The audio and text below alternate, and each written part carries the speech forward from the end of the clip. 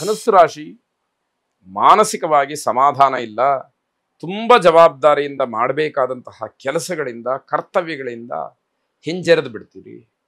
ಅದು ನಿಮ್ಮ ಕರ್ತವ್ಯ, ನೀವೇ ಮಾಡಲೇಬೇಕಾದಂತಹ ಕೆಲಸವಾಗಿರುತ್ತೆ. ಆದರೆ ಮನಸ್ಸಿರುವುದಿಲ್ಲ, ಅದರಿಂದ ಹಿಂದಕ್ಕೆ ಕುಳಿದು ಬಿಡ್ತೀರಿ. ಮಾನಸಿಕವಾದಂತಹ ಪರಿಸ್ಥಿತಿಯನ್ನ, ಮಾನಸಿಕ ಸ್ಥಿತಿಯನ್ನು ಸರಿಪಡಿಸ್ಕೊಳ್ಬೇಕು, ಅದರ ಅಗತ್ಯತೆ ತುಂಬ ಇರುತ್ತೆ. ಒಂದು ಕೆಲಸದಿಂದ ಹಲವಾರು ಅನರ್ಥಗಳಾಗಬಹುದು. ಆದರೆ ಆ ಒಂದು ಕೆಲಸವನ್ನು ಸರಿ ಮಾಡ್ಕೊಂಡ್ಬಿಟ್ರೆ ಉಳಿದೆಲ್ಲ ಕೆಲಸಗಳು ತನ್ನಿಂದ ತಾನೇ ಸರಿಯಾಗುವಂತಹ ಲಕ್ಷಣಗಳಿರುತ್ತೆ. ಅದರ ಬಗ್ಗೆ ಆಲೋಚನೆಯನ್ನು ಮಾಡಿ. ಸಹೋದ್ಯೋಗಿಗಳಿಂದ ಹಿಂಸೆ ಆಗಬಹುದು. ಯಾರು ನಿಮ್ಮ ಜೊತೆಯಲ್ಲೇ ಕೆಲಸ ಮಾಡ್ತಾರೋ ಅವರು ನಿಮಗೆ ಸ್ವಲ್ಪ ಮಟ್ಟಿಗೆ ಹಿಂಸೆಯನ್ನು ಕೊಡ್ಬೋದು. ದೈಹಿಕವಾಗಿ, ಮಾನಸಿಕವಾಗಿ, ಆರ್ಥಿಕವಾಗಿ, ಸಾಮಾಜಿಕ ದೃಷ್ಟಿಯಿಂದ ಹಿಂಸೆ ಆಗತ್ತೆ. ಅದನ್ನು ಎಚ್ಚರಿಕೆಯಿಂದ ಗಮನಿಸಿ. ಹೊಸ ಕೆಲಸಕ್ಕೆ ನಿಮ್ಮಿಂದ ನಕಾರ, ಯಾವುದೋ ಒಂದು ಅವಕಾಶ ಸಿಕ್ಕಿದೆ, ಪ್ರಾಮಾಣಿಕವಾದಂತಹ ಪ್ರಯತ್ನವನ್ನು ಮಾಡಿದ್ರೆ ಆ ಹೊಸ ಕೆಲಸ ಆರಂಭವಾಗುತ್ತೆ. ಆದರೆ ನಿಮಗೆ ಇಷ್ಟ ಇಲ್ಲ. ನಿಮ್ಮ ಮನಸ್ಸನ್ನು ಯಾರೂ ಕೂಡ ಬದಲಾವಣೆ ಮಾಡೋದಕ್ಕೆ ಸಾಧ್ಯ ಇಲ್ಲ.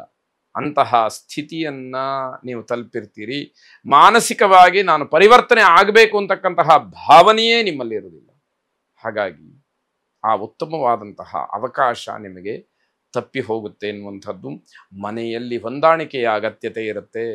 ಎಲ್ಲ ವಿಷಯದಲ್ಲೂ ಹೊಂದಾಣಿಕೆಯನ್ನು ಮಾಡಿಕೊಂಡು ಹೋದರೆ ನಿಮಗೆ ಅನುಕೂಲ. ನಾನ್ಯಾಕೆ ರಾಜಿ ಮಾಡ್ಕೊಳ್ಬೇಕು ಅನ್ನುವಂತಹ ಪ್ರಶ್ನೆ ಬಂತು, ನಿಮಗೇ ನಷ್ಟವೇ ಹೊರತು ಉಳಿದವರಿಗಲ್ಲ ಅನ್ನುವಂಥದ್ದು. ಕುಲದೇವತಾ ಆರಾಧನೆಯನ್ನ, ಪ್ರಾರ್ಥನೆಯನ್ನ ಮಾಡಿ ಮನಸ್ಸು ಧನಾತ್ಮಕವಾಗಿ ಪರಿವರ್ತನೆ ಆಗತಕ್ಕಂತಹ ಶಕ್ತಿಯನ್ನ ಭಗವಂತ ಕೊಡ್ಲಿ ಅಂತ ಪ್ರಾರ್ಥನೆ ಮಾಡಿ. ಶುಭವಾಗಿ. ಮಕರ ರಾಶಿ ನಿಂತು ಹೋಗಿದ್ದಂತಹ ಕೆಲಸವನ್ನ ಪುನರಾರಂಭ ಮಾಡತಕ್ಕಂತಹ ಸಾಧ್ಯತೆಗಳಿರುತ್ತೆ. ಅದು ನಿಮಗೆ ಅನುಕೂಲಕರವಾಗಿದೆ. ಯಶಸ್ಸಿನ ಹಾದಿ ನಿಮ್ಮದಾಗುವಂಥದ್ದು. ಹಿಂದೆ ನಿಮ್ಮ ಪೂರ್ವಿಕರೋ ಅಥವಾ ನಿಮ್ಮ ಪೂರ್ವಜನ್ಮದ ಸುಕೃತಿಯೋ ನಿಮಗೆ ಇವತ್ತು ಅದರ ಪ್ರತಿಫಲ ಸಿಗ್ತಾ ಇದೆ ಅಂತ ಹೇಳಬೇಕಾಗತ್ತೆ. ಕಾರಣ ಅಷ್ಟೊಂದು ಅನುಕೂಲಕರವಾದಂತಹ ವಾತಾವರಣವನ್ನು ನೀವು ನೋಡ್ತೀರಿ. ನನ್ನ ಯೋಗ್ಯತೆಗೆ ಇಷ್ಟೊಂದು ಒಳ್ಳೆಯದಾ ಅಂತ ಹೇಳಿ ಆಶ್ಚರ್ಯ ಪಡಬೇಕಾದಂತಹ ವಾತಾವರಣ ಇದ್ರೂ ಅಚ್ಚರಿ ಪಡಬೇಕಾದಂಥದ್ದು ಇಲ್ಲ. ಸಾಮಾಜಿಕವಾದಂತಹ ಜನಪ್ರಿಯತೆ ಹೆಚ್ಚಾಗುವಂಥದ್ದಿದೆ. ಜನ ಸಮಾಜದಲ್ಲಿ ನಿಮ್ಮನ್ನು ಗುರುತಿಸ್ತಾರೆ, ಗೌರವಿಸ್ತಾರೆ, ನಿಮ್ಮ ಹೆಸರನ್ನು ಹೇಳ್ತಾರೆ. ದಿನದ ಆರಂಭ ಮಾತ್ರ ತುಂಬ ಒತ್ತಡಗಳಿಂದ ಕೂಡಿರುತ್ತೆ. ಕಾಲಕ್ರಮೇಣ ಕಡಿಮೆ ಆಗ್ತಾ ಹೋಗುವಂಥದ್ದು. ನಿಮ್ಮ ಸ್ನೇಹಿತರಿಂದ ನಿಮಗೆ ತೊಂದರೆಯಾಗತ್ತೆ. ಯಾವಾಗ ನಿಮ್ಮ ಅಭ್ಯುದಯ, ನಿಮ್ಮ ವೃದ್ಧಿ ಇತ್ಯಾದಿಗಳನ್ನು ಸಹಿಸುವುದಿಲ್ವೋ ಆಗ ನಿಮ್ಮೆಲ್ಲ ವಿಚಾರಗಳನ್ನು ತಿಳಿದಂತಹ ಸ್ನೇಹಿತರೇ ನಿಮಗೆ ತೊಂದರೆಗೆ ಕಾರಣರಾಗ್ತಾರೆ. ಅದನ್ನೂ ಕೂಡ ಎದುರಿಸಲಿಕ್ಕೆ, ಅನುಭವಿಸ್ಲಿಕ್ಕೆ ಸಿದ್ಧವಾಗಿರಬೇಕಾಗತ್ತೆ. ಅಪರಿಚಿತರನ್ನು ನಂಬಿ ಮೋಸ ಹೋಗಬೇಡಿ ಅನ್ನುವಂಥದ್ದು ಎಚ್ಚರಿಕೆ. ನೀವು ಎಷ್ಟೇ ಬುದ್ಧಿವಂತರಾಗಿರ್ಬೋದು, ಗ್ರಹಗತಿ ಚೆನ್ನಾಗಿಲ್ಲ, ಗ್ರಹಚಾರ ಕೆಟ್ಟಿದೆ ಅಂತ ಆದರೆ ಯಾರಿಗೂ ಕೂಡ ಅದು ಬಿಟ್ಟಿದ್ದಲ್ಲ. ಹಾಗಾಗಿ ಪ್ರತಿ ಹೆಜ್ಜೆಗೂ ಕೂಡ ನೀವು ಎಚ್ಚರಿಕೆಯಿಂದ ಇರಲೇಬೇಕಾದಂಥದ್ದು. ಲಲಿತಾ ಪರಮೇಶ್ವರಿಯನ್ನ ಪ್ರಾರ್ಥನೆ ಮಾಡಿ. ಶುಭವಾಗಿ. ಕುಂಭರಾಶಿ ನಿಮ್ಮ ಕಾರ್ಯವೈಖರಿ, ಕೆಲಸದ ಒಂದು ಮಾದರಿ ಬೇರೆಯವರ ಮೇಲೆ ಪ್ರಭಾವವನ್ನು ಬೀರುವಂಥದ್ದು. ಅದರಿಂದ ಅವರು ಪುಳಕಿತರಾಗ್ತಾರೆ. ಏನೋ ಒಂದು ರೀತಿಯಲ್ಲಿ ಉತ್ತೇಜನವನ್ನು ಪಡ್ಕೊಳ್ತಾರೆ. ತಾವೂ ಕೂಡ ಅದೇ ಮಾದರಿಯಲ್ಲಿ ಒಂದಷ್ಟು ಕೆಲಸಗಳನ್ನು ಮಾಡಬೇಕು ಅಂತ ಹೇಳಿ ಮುಂದಾಗ್ತಾರೆ. ಅದು ಒಳ್ಳೆಯ ಕೆಲಸವಾಗಿದ್ದರೆ ಉಭಯತ್ರರಿಗೂ ಕ್ಷೇಮ. ಇಲ್ಲ ಅಂತಾದರೆ ಏನೋ ತೊಂದರೆಯಾದಾಗ ನಿಮ್ಮ ಹೆಸರನ್ನು ಹೇಳ್ತಕ್ಕಂತಹ ಸ್ಥಿತಿ ಬರಬಹುದು. ಅದನ್ನು ಗಮನಿಸ್ಕೊಳ್ಳಿ. ನಿಮ್ಮ ಕೆಲಸವನ್ನು ನೀವೇ ಮಾಡಬೇಕಾದಂಥದ್ದು. ಬೇರೆಯವರಿಗೆ ವಹಿಸಿ ನೀವು ಏನೋ ಅಧಿಕಾರವನ್ನು ಚಲಾಯಿಸ್ತಕ್ಕಂಥದ್ದು ಬೇಡ. ನಿಮ್ಮ ಕೆಲಸ ನೀವೇ ಮಾಡ್ಕೊಂಡ್ಬಿಟ್ರೆ ಬಹಳ ಬಹಳ ಕ್ಷೇಮ, ಜೊತೆಗೆ ಒಳ್ಳೆಯ ಹೆಸರು ನಿಮ್ಮದಾಗ್ತಕ್ಕಂಥದ್ದು. ಆಸ್ತಿಯ ವಿವಾದಗಳು ಹೆಚ್ಚಾಗ್ತಕ್ಕಂಥದ್ದಿದೆ. ಪ್ರೀತಿಯ ವಿಚಾರದಲ್ಲಿ, ಪ್ರೇಮದ ವಿಚಾರದಲ್ಲಿ ಹಲವಾರು ಸವಾಲುಗಳು ನಿಮ್ಮ ಎದುರುಗಡೆ ಬರುತ್ತೆ. ಅದನ್ನ ಮೆಟ್ಟಿ ದಾಟಿ ಬರ್ತಕ್ಕಂತಹ ಶಕ್ತಿ ನೀವು ವೃದ್ಧಿಸ್ಕೊಳ್ಬೇಕು. ಸವಾಲುಗಳನ್ನು ಸಮಸ್ಯೆ ಮಾಡಿಕೊಂಡ್ರಿ ನಿಮ್ಮ ಇಷ್ಟಾರ್ಥಗಳು ನೆರವೇರೋದಿಲ್ಲ. ಗಮನಿಸಬೇಕಾದಂತಹ ವಿಚಾರ.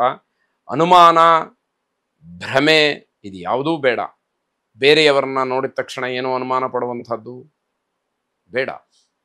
ಭ್ರಮಾಲೋಕದಲ್ಲಿ ವಿಹರಿಸ್ತಕ್ಕಂಥದ್ದು ಬೇಡ.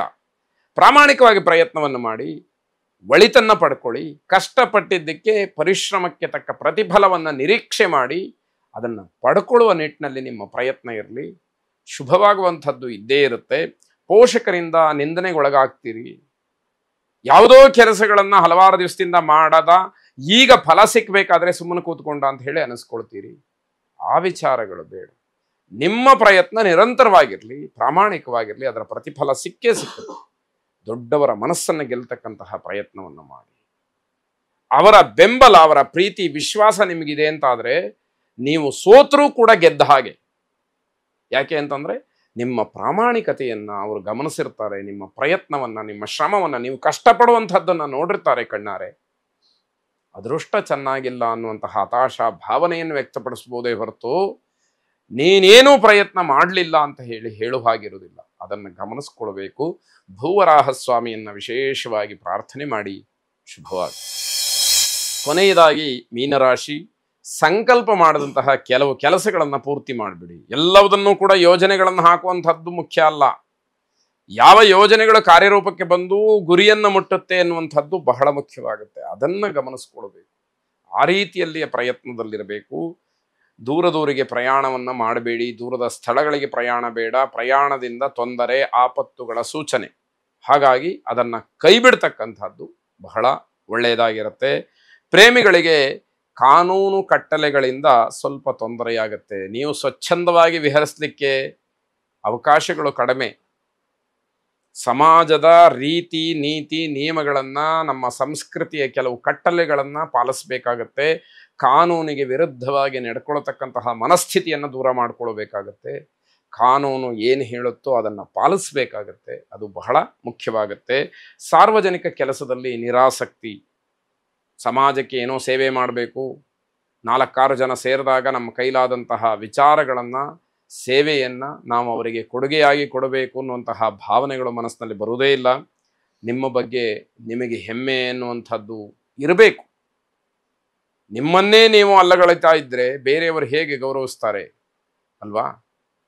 ಆತ್ಮವಿಶ್ವಾಸ ಇಲ್ಲ ಅಂತ ಹೇಳಿ ನೀವೇ ಸಾಬೀತು ಮಾಡಿದಾಗ ಆಗ್ಬಿಡುತ್ತೆ. ಮಕ್ಕಳಿಂದ ಎಲ್ಲ ರೀತಿಯ ಸಹಕಾರ ನಿಮಗೆ ಸಿಕ್ಕತ್ತೆ. ಆದರೆ ಮಕ್ಕಳ ಮನಸ್ಸಿಗೆ ವಿರುದ್ಧವಾಗಿ ನೀವು ನಡ್ಕೊಳ್ಳುವಂಥದ್ದು ಬೇಡ.